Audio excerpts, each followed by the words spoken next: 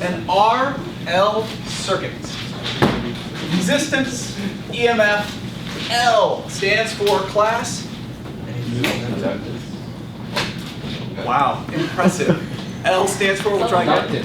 Inductance is the inductance. This is the symbol for an inductor. An inductor in general, it looks kind of like a solenoid, a big curly wire, essentially. That is what an inductor is. This is an RL circuit. Basically what we're doing with the RL circuit is we are putting energy into the inductor. This will look very similar to an RC circuit because what happens here is the current in the circuit is dependent on time. So we end up having to derive the current as a function of time in this circuit. So this is at time t is less than 0, and we're going to close the switch at t is equal to 0 when we talk about what happens from there on. So we walk around the loop. The electric potential difference around the loop, of course, is equal to 0 using Kirchhoff's rules. Walk all the way around the loop for me, Travis. We have a positive EMF minus the voltage due to the resistor, minus the voltage due to the inductor. The electric potential difference due to the inductor, and the electric potential difference due to the resistor. So we have 0 is equal to the EMF minus current times resistance. Electric potential difference equals current times resistance. The electric potential difference across the inductor is equal to, we talked about this last time, Sarah Jane Jones. I don't remember. It's not an issue of remembering, Oh. because you probably have notes. Oh, you weren't here though. No, you were. Last time? You were here last time. What was We're looking for the electric potential difference across the inductor. This is a self-induced EMF. Oh, is it the back EMF? Back EMF is different. Okay, back EMF has to do with the motor. This is an inductor. So that is an important point. A lot of times students get the induced EMF in an inductor and back EMF confused. They're two entirely different things. Back EMF has to do with the turning motor, a loop. This has to do with simply the resistance to the change in the current. Help us out here. What is the EMF? Nick? Minus L di dt. It is the inductance multiplied by the derivative of the current as a function of time. Remember, resistance is a resistance to the current. Inductance is a resistance to how that current is changing. We can literally see that in the equation we have right here. Let's talk about some limits. First off, yes, Mr. B. Would it be plus L di dt because it says negative? Actually, the negative just has to do with the direction, and this negative also has to do with the direction. So they're redundant, but we're not going to multiply one by the other. All right, so we have the limits. Before we close the switch, we have an open circuit class. What is the current in the circuit? 0. Okay.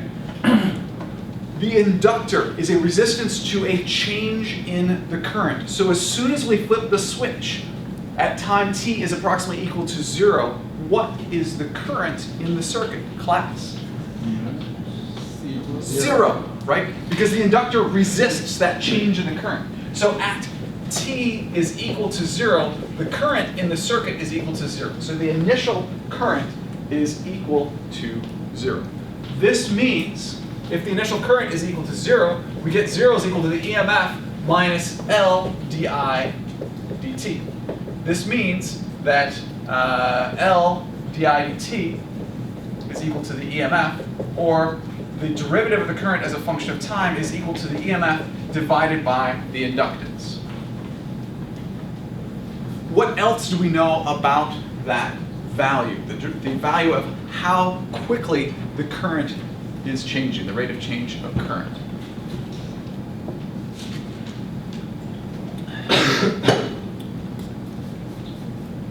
Usually when we're talking about the limits, talking about the initial and final, we're talking about maximum versus minimum, things like that. So what do we know about this particular piece of information? Hamza? So with the change in current be like a maximum of 0? I'm sorry, say that again? Wouldn't the change in current, like, when it changes lower, I guess, as time goes on? As time goes on, it is going to decrease as a function of time. Because as time goes by, the initial current is equal to 0, sure. But that current is going to increase slowly. So this is going to increase, which means this whole piece is going to decrease. So this, di dt, the rate of change of the current, is a maximum at the very beginning. So at time t equals 0, at the initial time, current is 0, and the rate of change of current is at its maximum value. Okay. What about at time t is approximately equal to infinity? After a really long time, what do you know about the current after a really long time, Nick? It's not changing. It's not changing. So first off, realize current is not changing. Therefore, di dt class is equal to 0. If di dt is equal to 0, that means that we get 0 is equal to the EMF minus current times resistance. The current equals the EMF divided by the resistance. And what else do we know about that current? It's equal to the EMF divided by the resistance. And, thank you much. What else do we know about it? Potter. Is it like the minimum current? Actually, it's- other than not at right. It's actually not going to be the minimum current. The minimum current would be initial, right? It's at 0 to begin with. So if you look at it as a function of time, di dt, right, it decreases from E over L down to 0, which means that the current is going to start at 0 and increase to its maximum value, which we just figured out. So this is its maximum value. So notice, we figured out the limits. Initially, the current in the circuit is equal to 0 because the inductor resists that change in the current, which means that the rate of change of the current as a function of time is at its maximum value. And over time, that current is going to increase until it gets to its maximum value, and that current is constant, and therefore the rate of change of current as a function of time is going to be 0. Again, our goal is to figure out what happens in between those limits, between the beginning and the end. So we are going to come back to this equation, and what we're going to do is we're going to, actually before we do this, I just want to make it clear, this is very much like the RC circuit derivation that we did before, and just like that one, you are responsible for being able to do this. So what we're going to do first is we're going to divide this whole thing by resistance. We get 0 is equal to the EMF divided by the resistance minus current minus L over R times di dt. Now, this is the strange step, what I'm going to call the very strange step in this particular derivation. We're going to let x equal to EMF divided by the resistance minus the current. X is going to be equal to that thing right there. What happens then if we take the derivative of this whole thing, we get dx is equal to, well, the derivative of a constant is just 0, so we get negative di. So we can now replace in this equation EMF over resistance minus current with x minus, and we have L over R, but instead of di, actually let's do it this way. We have dx is equal to negative di, so we have negative dx over dt. So the negative cancel out, we get 0 equals x plus L over R dx dt. Okay, our goal is to take the integral here, so we're going to rearrange things so we have dx on one side, dt on the other side, and the other various variables. So we're going to bring this whole piece over to the other side. We get negative L over R dx over dt equals x. We need to, let's do it a couple steps here. We'll bring dt over to this side. We get dt. I have my questions. Do you now? How many fortnights did I give you? 2. 2 fortnights. And you decided to wait until approximately I don't know, 70 minutes before it's due, and interrupt my AP class and not write in Palmer's class in 1A. Could you please do that for me? In Palmer's class. If you do that, you will be metaphorically on the bus. So what we are going to do now, we have dx on this side, divide by x, and we'll get negative r over L, just rearranging things right there. Take the integral of both sides, we get the integral of 1 over x dx is equal to the integral of negative of r over L dt. Now, the limits on x, well, x is just this amorphous thing, so we'll just go from x initial to x final. Limits on time, Jenkins. 0 2. just t. Just t. Remember, our goal is to solve for the current as a function of time, so that is the t, the variable we're solving for here. So we take the integral. Class, what's the integral of 1 over x? The natural log of x. So from initial to final equals, and we have over here, this is going to be negative r over L times t from 0 to t. So we get natural log of x final minus natural log of x initial equals negative RL times t. This is the natural log of x final over x initial equals negative r over L times t. Our goal here, of course, is to separate out the x final, x initial. What do you think our next step here is, Nitish? Well, can you start substituting stuff into x? I wouldn't just yet, because it's under the natural log at the moment. We want to get rid of the Raise natural log. everything to the e. Raise everything to the e. So you can notice like similarities between how we did the RC circuit one as well. So we get e to the natural log of x final minus x initial is equal to the e to the negative RT over L. E to the natural log, of course, is just x final over x initial, which is equal to e to the negative RT over L. X final equals x initial times e to the negative RT over L. Now that we've gotten rid of that natural log, it makes sense to plug in information for x final and x initial. X final, well, x final, x is just going to be e over r minus I. So this is the EMF divided by the resistance minus the current final. The EMF and the resistance don't change as a function of time, so those are just going to be constants. X initial is equal to, well, it's E over R, again, the EMF divided by the resistance, those are constants, minus the current initial. What is the current initial, Winter? 0. So notice this is just 0. So we can substitute back in. We get the EMF divided by the resistance minus the current final is equal to the EMF divided by the resistance multiplied by e to the negative RT over L. Solving for current final here, we get, which is of course our goal, current final is, our current as a function of time is going to be equal to, let's keep the negative for now. So the EMF over the resistance minus ER times e to the negative RT over L, all that minus e over R. In other words, the current as a function of time. Rearranging here and taking out the EMF over the resistance is equal to 1 minus e to the negative RT over L. Yeah. Do you just assume dx equals negative di? That came from, we let x equal the EMF over the resistance minus I. If you take the derivative of this whole thing, dx then is equal to, this is just a constant, fine, negative dx.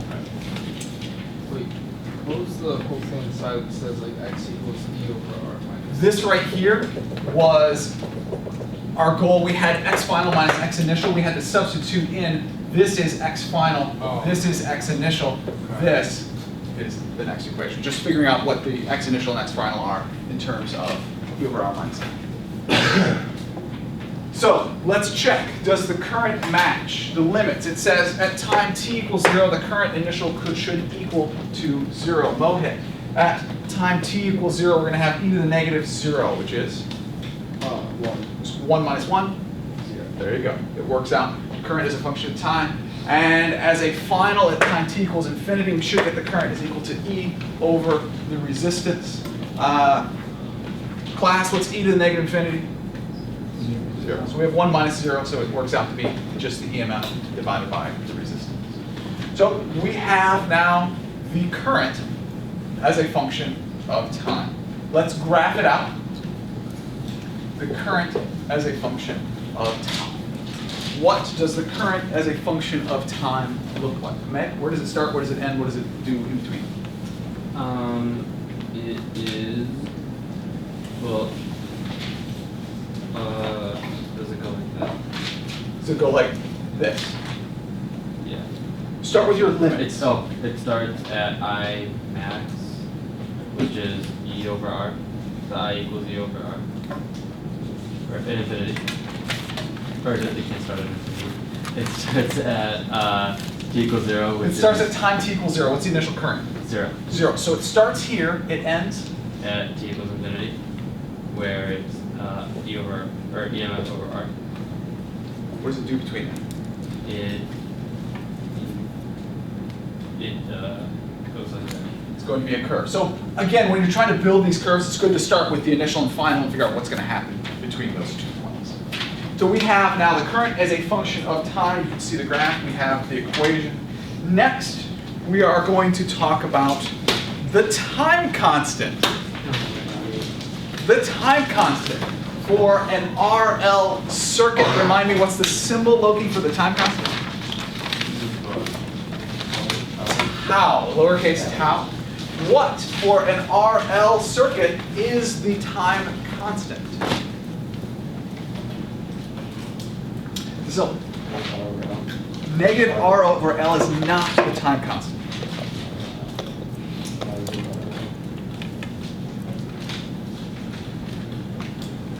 The current as a function of time is going to be equal to the EMF divided by the resistance times 1 minus e to the negative t divided by the time constant. That is where the time constant goes. Therefore, what is the time constant, class? L over R. Okay, so I know you see it was negative t over RC before, so that was the time constant was equal to RC, and that's how you can remember it. So it is equal to L over R. By definition, what is the time constant, Vlad?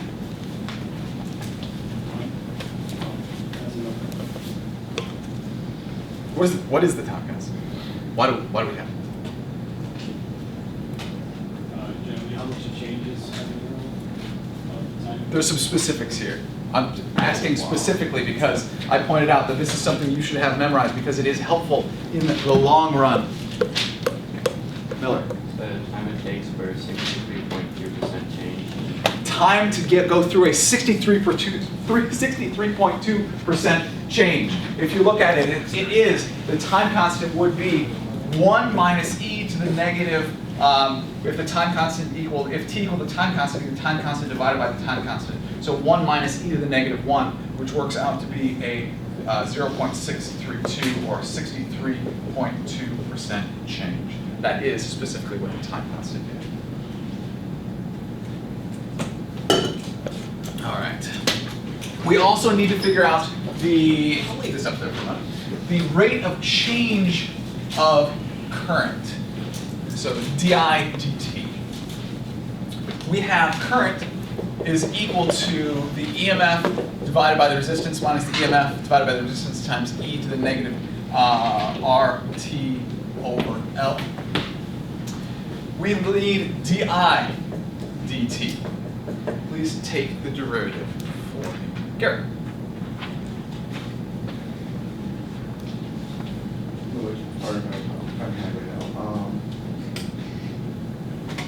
We figured out the current as a function of time. We also need the IPT. So it would be, I'm blanking right now how to drive. It's good. Alright, so would it be negative RT over L times ER times E to the negative RT over L? No. So we got a bunch of E's in there. We got to identify EMF versus E, if you will. Let's just start with this one right here. EMF over resistance. What's the derivative of that as a function of time period? 0. 0, okay, we'll just start there. Good. So we have then, this is just a constant. So the derivative of e to the negative RT over L, sir. You take out the exponent, Okay. so RT over L multiplied by the same thing. Close. Making some subtle mistakes, okay, John? There's a negative. We need the in negative. One more, Jenkins. You take the derivative at the top, so. So you take the derivative at the top. So you take the T out. So the T is not there. So it's negative RL times e to the negative RT over L. So we get, this is equal to, the resistance cancels out, we get negative E over L times e to the negative RT over L. So let's check to see if the limits And match. you have an extra negative. Did I add an extra negative? I did. No, 2 negatives. Like that? That better? Good. So we get the EMF then. All right. Oh, right. So we end up with the di dt as a function of time, which is a fun one. Di dt as a function of time. Is going to match our limits. Please walk through how it matches the limits, Hillary. Wait, can you repeat that? Sure. Well, we started with the limits. I'm now making sure that our equation matches the limits that we got. For example, di dt at the beginning was a maximum, it was e over L, and at the end it was di dt equal to 0. At t equals 0, e to the 0 equals 1, so it equals c over L. Great, so that's where it starts. And then e to the negative infinity equals like 0, about 0. So it all works out to be 0. Good. Graph for me, please. God.